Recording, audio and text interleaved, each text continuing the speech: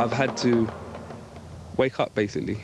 I've had to wake up and see that, yeah, there were two sides to the story, and I had to see both.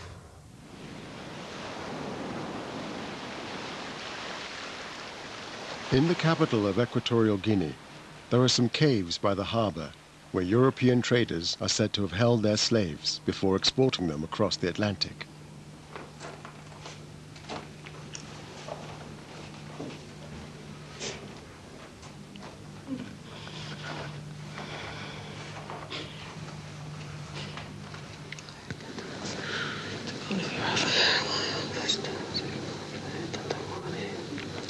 We have survived. Just to let you know, we have survived. Because I'm here. I need to bring a rock.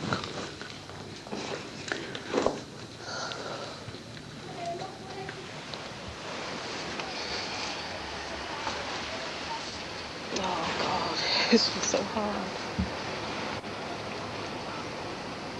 I was just in there just thinking if we were in there,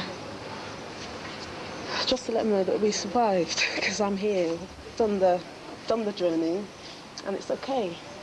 It's okay. It's just so cruel. But we survived because we're strong and we're here.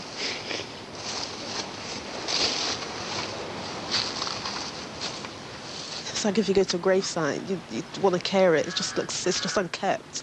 You just do something with it. Just clear up all this rubbish.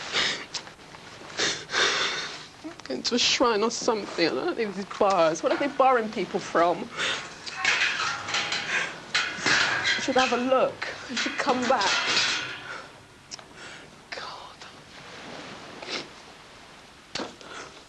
Beulah's maternal ancestor was just one woman out of the 12 million people to be shipped across the Atlantic as slaves. Oh. God, that feels better.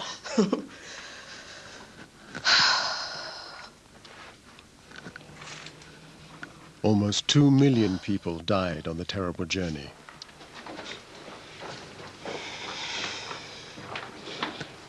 Thanks to the ancestors for enduring this. Give thanks.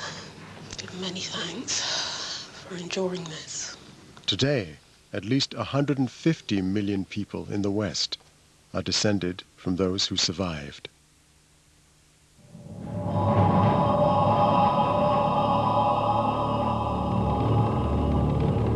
From wherever in Africa they were taken, Mark, Beulah, and Jacqueline's ancestors were not shipped west by Africans.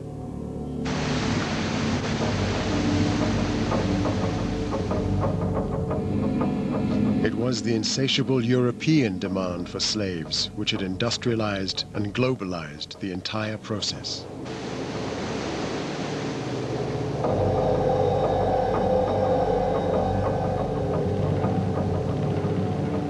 On her last day in Jamaica, Jacqueline returned to Pantrapant, her ancestors' estate. On sugar plantations across Jamaica, slaves once lived and died by the million. Conditions were so harsh that on average, a slave was dead in under 10 years.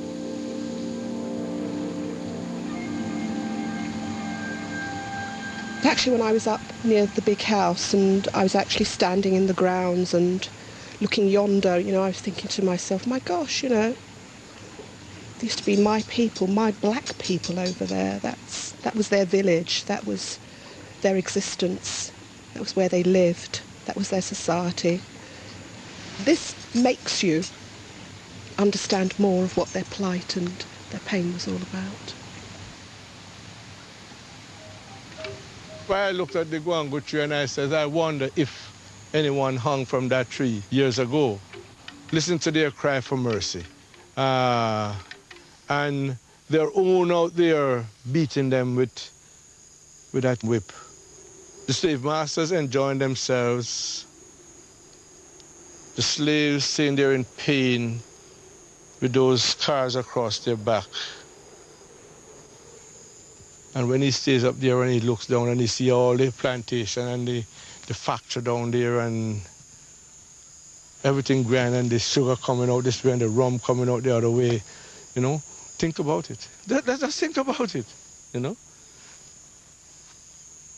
It's worth thinking about.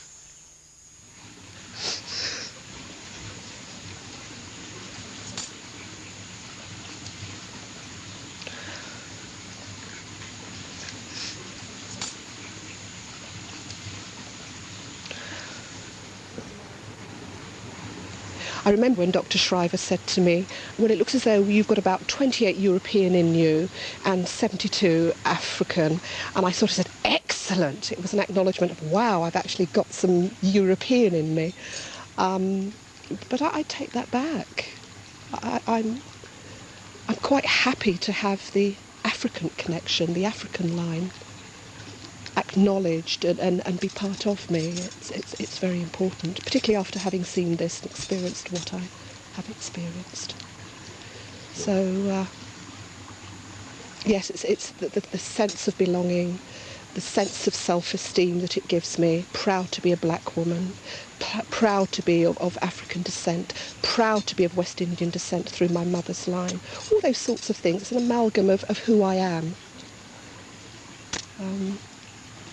Yeah.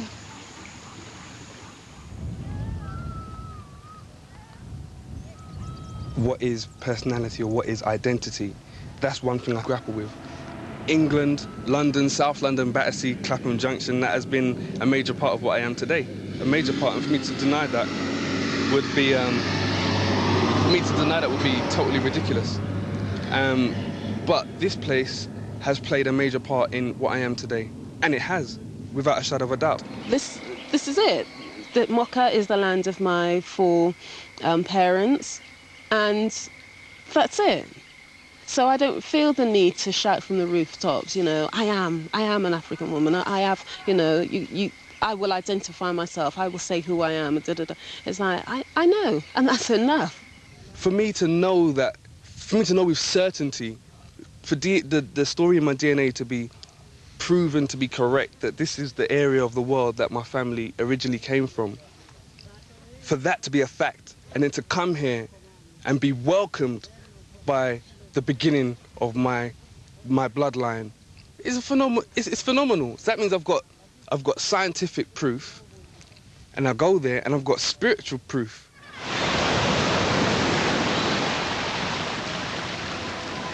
Ours was the first major study to use genetics to reconnect people to their African roots.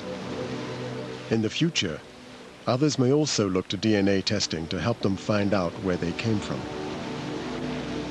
They too will have to decide whether that tells them who they are. People have a right to go back into their past and use whatever techniques they can, technology and so forth, to assist them in their search. But when they finish all the searching, they still have to get up in the morning and look in the mirror and be satisfied with who they are. They still have to be confident in their true identity. And that's not going to come from a test tube. It's not going to come from a computer program, a DNA sequencer. It's going to come from in here. Do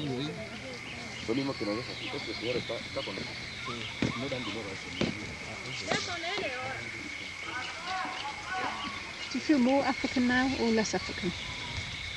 I don't know. I don't know.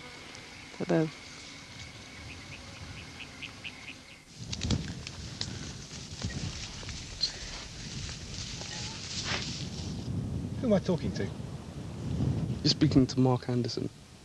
That's who I am. With a Canary name, Kaigama. And how Kaigama and Mark interlock and intertwine, we shall see.